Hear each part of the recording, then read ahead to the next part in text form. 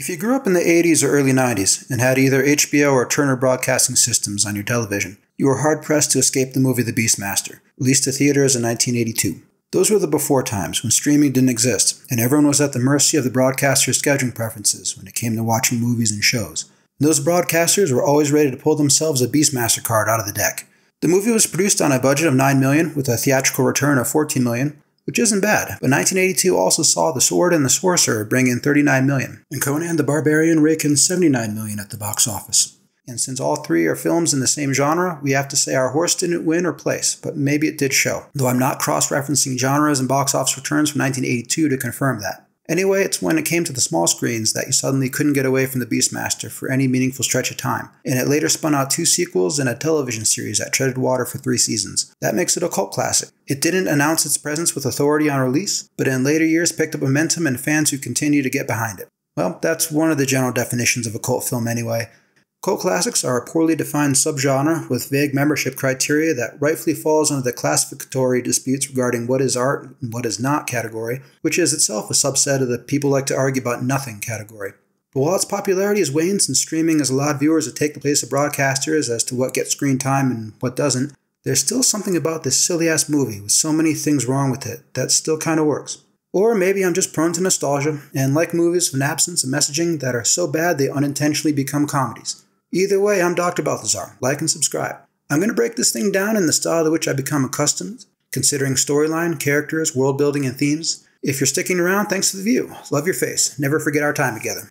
The narrative opens with the big bad Mayax learning of a prophecy that he'll get smoked by the unborn son of the local king. He gets tossed out of the kingdom before he can do much about it, but has a witch with a severe case of beer goggle, hot body, busted face march a cow into the royal bedchambers of the king and queen, and teleport the unborn child into the cow. There are more practical ways to kill a pregnant woman and her fetus, but the movie needs to happen and we need some rationale for why this brat will grow up to have Beastmaster powers.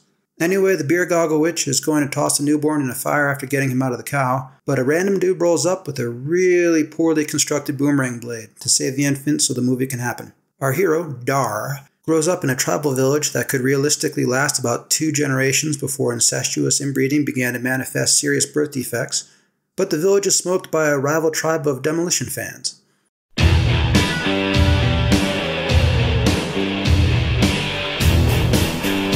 Although our dude is saved by a dog that sacrifices itself to get him out of danger.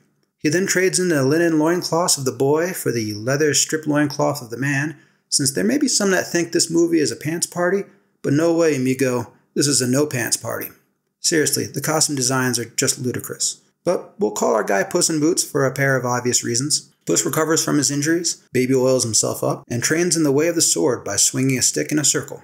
I'd question the degree to which this endows a practitioner of the blade with advanced combat skills, but I'm reliably assured this is the same training Rosario Dawson received in preparation for a role in Ahsoka. Puss in Boots gathers up a team of beasts he can communicate with and see through the eyes of, since he's the Beastmaster, including an eagle, panther, and a pair of ferrets. Evidently, they wanted to use a real panther in the movie, but learned that no, panthers are very nearly untrainable and will probably try to eat you. So they painted a tiger black, but couldn't have any of the small children on set during its scenes, since it would probably try to eat them. You can't make this stuff up. Ferrets in the 80s were kind of like robots. They were cool until they weren't, and you saw them turn up in different places until you didn't. This is a ferret. What's a ferret? That's a ferret. Cute little buggers. No idea if they make good pets. Our slave girl female lead is having a topless bath with another topless hot girl because it's the early 80s. That's the artistic portion of the film. Puss in Boots uses his animal friends to trick her into a rendezvous and commits no less than 3 acts of sexual harassment in their first meeting because it's the early 80s. Everything was cool, everything was alright, you had a good time. As laughable as the modern, white, upper-class feminist griping of hack writers and She-Hulk and Barbie may be, those writers' moms didn't have it easy back in the before times. Puss in Boots then winds up on a mountain where bat people are eating dudes, but he hangs out with an eagle, so it's all good. They give him a medallion because a friend to the birds is a friend to the bats. Brothers for life, you know. In the 80s, the medallion you wanted to have was either the Public Enemy one or the African tricolor. Those are badass. But what can you do? It's bat people. We then make our way to a collection of mud huts in a temple that could realistically last about 4 generations before incestuous inbreeding began to manifest serious birth defects. Hey, someone has a crappy model of the town in their backyard. Oh, is that supposed to be? Okay, never mind. High Priest Malox is tossing ugly kids into a fire for reasons. Puss in Boots has his eagle friend save one to curry favor with one of the peasant families he'll need for plot conveniences later. We're then introduced to Boy Wonder, the recognized son of the king and his manservant. They seem to have a special relationship. I have to wonder about the guardianship of the young prince by an unrelated adult. Did this guy have references? Zed and Maynard, who owned that pawn shop in downtown LA. Okay, yeah, I almost bought a chainsaw from them. Any other references? The Humongous. Well, he did show assertive leadership skills and great initiative under situations of duress. Sounds good. Off you go, fellas.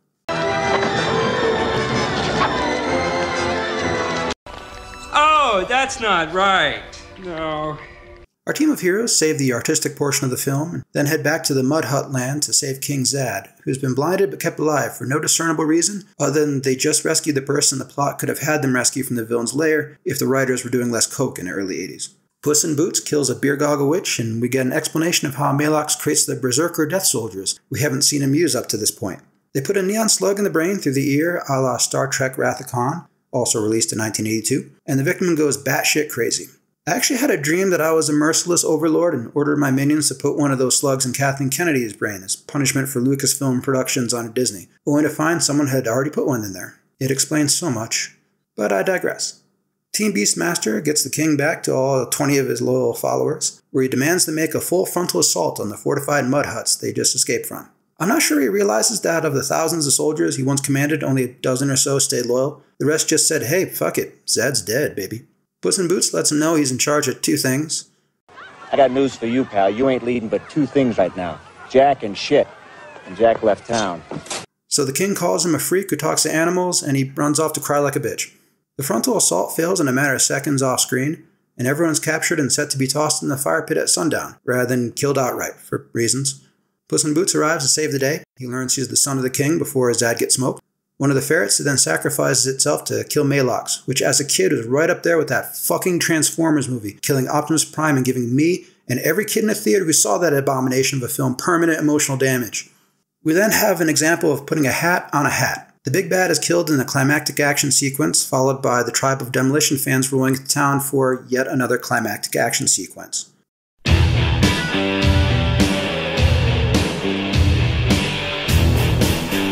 The Ahsoka Anakin level bad fight choreography pops off. Puss in Boots avenges his adopted tribe by killing the tribe of demolition fans headman. And the Bat People roll up to annihilate the rest of the villains. Friends to the birds are friends to the bats. Brothers for life, you know? I still don't get it, but there you have it.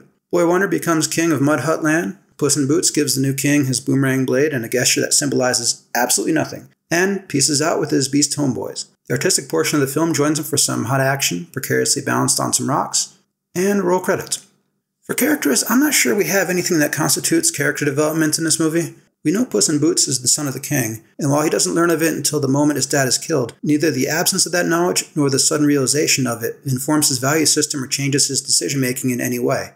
It's totally irrelevant. His royal lineage isn't story-related. It's just the means by which they give him his power set. But in a world full of magic, he could have just been born with it. We accept that sort of thing in fantasy settings. Dar the Beastmaster is who he is, as a character from start to finish. He doesn't go on a hero's journey or a character arc of any kind. Maybe he could have struggled with self-acceptance, and his powers, cool as they may be, also alienated him from people, which could have reached its nadir when the father whose approval he always wanted called him a freak who talks to animals, making him cry like a bitch for more understandable reasons than the ones we saw on screen.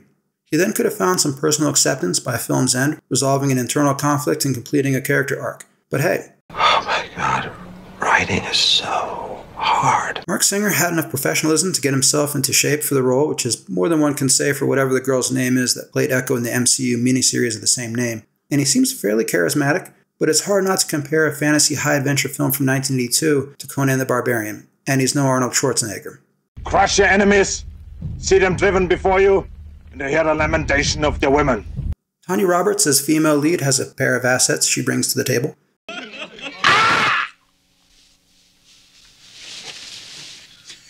But you can really hear the gears grinding when she needs to think or tries to act. She passed away not too long ago, so I'm not going to have too much of a go at her, but Bond Girl and Charlie's Angels sort of sum up her talents as an actress. I guess there's some kind of character development with the Kiri character. First, she's a slave who shows no agency in her decision-making. Then she's related to the newly freed king, and family obligations cause her to show no agency in her decision-making. And finally, at the film's end, she chooses to leave Mud Hut Land for romance with what we hope is a distant cousin, since we've established a family link with both the male and female lead to the ruling dynasty, which shows some newfound ownership in her decision-making, but fucking hell, that's a stretch. The need for her to be related to anyone is as irrelevant as Puss in Boots. One has to wonder if there was a knock-on effect of The Empire Strikes Back in 1980, where filmmakers said, yeah, of course characters need family connections for audience buy-in, which would be stupid enough not to surprise me if that were the case. The rest of the characters are either underdeveloped or just functions of the plot. Rip Torn's Malox is evil for evil's sake, and it's hard not to compare a fantasy high-adventure film from 1982 to Conan the Barbarian, and he's no James Earl Jones. Yes, you know what it is, don't you, boy? King Zad is there to be captured, saved, and killed for plot convenience. Hardcore Bondage, Sean Amos, and Joshua Milrad, the princely boy wonder, don't have enough lines in the movie to form an opinion on beyond their costumes, which, Jesus Christ, monkey balls. What have you done to my boy? If any of the characters had meaningful charisma, it would probably be Puss in Boots to some degree and the Beast to a much larger degree. The world building is mildly interesting. The logistics of distance and sudden changes in climate and geography are poorly considered. People just sort of get from place to place as needs must. The various tribes and their villages are like islands that could have had the sort of nebulous, violent competition, except when necessity demands an easy cooperation dynamic of neighboring North American or African tribes, if the filmmakers read history or thought to develop any concepts.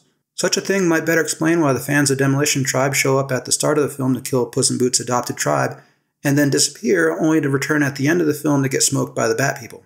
The belief systems underpinning the society in Mud Hut Land is unclear, which you could say, well, who gives a fuck, nerd? Hey, fuck you, buddy! But they're sacrificing women and children at a pretty high rate, and everyone is going along with it, so goddamn. I'd kind of like to know why. I'd also like to know why the women and children are the ones being sacrificed, when one group could iron some shirts and the other shine some shoes. That isn't an optimal use of assets as Supreme Overlord. The powers of the Beastmaster are also a little dodgy. The talking to animals part is cool, but it's sometimes telepathic, sometimes in English, and sometimes in the language of the birds. Is there a reason why? Puss in Boots also doesn't communicate with horses. Do horses think he's a punk in a loincloth and don't take shit from punks in loincloths? Otherwise, it's your standard fantasy world of high adventure, Conan the Barbarian, Kull the Conqueror, Xena Warrior Princess, Rud Sonja, or whoever the fuck could all comfortably slot into with whatever Iron Age weapons, magic, and monsters you like. For themes, we don't have meaningful insights, symbolism, or depth, but there is a single overarching concept that trumps not only the absence of other thematic concepts, but also the silly-ass storyline, underdeveloped characters, and semi-realized world, and that's the simple truth that most of us would love to be able to talk to animals, and have sex with the young Tanya Roberts. But mostly the talking to animals part. Find me a person who owns a pet of any kind that didn't wish they could communicate back and forth with them. What do you want? I want you to go out and kill. Kill! Kill! Kill! It's as universal as wishing you could fly. The movie does a good job utilizing the Beastmaster's powers. The eagle, panther, and ferrets all have multiple scenes where the application of their particular skill sets save the protagonist. The film also plays on the audience's love of animals for emotional buy-ins, through violence against them by killing a dog at the start and sacrificing one of the ferrets at the end, which Guardians of the Galaxy 3 showed is still a cheap ploy Hollywood will roll out from time to time. And while I'm not a fan of that approach, I have to concede it works. I stayed angry about the dog through the movie's 2-hour runtime. In summary, cult classics are usually films that belong on the island of misfit toys. But the reason they're shunned by most is the same reason they're embraced by some. The storyline of the Beastmaster is hilariously bad. The characters and their dialogue are hilariously bad. The world it builds is a semi-coherent mess, with costumes and sets you can't help but shake your head at. And the themes are non-existent, other than how cool it would be to talk to animals. Which for me is plenty good enough. For fans of fantasy, sword, and sorcery high adventure, my prescription is Conan the Barbarian. For fans of talking animals, Pixar's Up. And for fans of god-fucking awful B-movies of Tanya Roberts' set of personalities, Sheena. Yeah, that poster says part animal, part legend, all woman. Fucking hell. Anyway, that's my thought for the day. I'm Dr. Balthazar. Like what you like, don't what you don't. It's all your call, Kemosabe. Take it easy, everyone.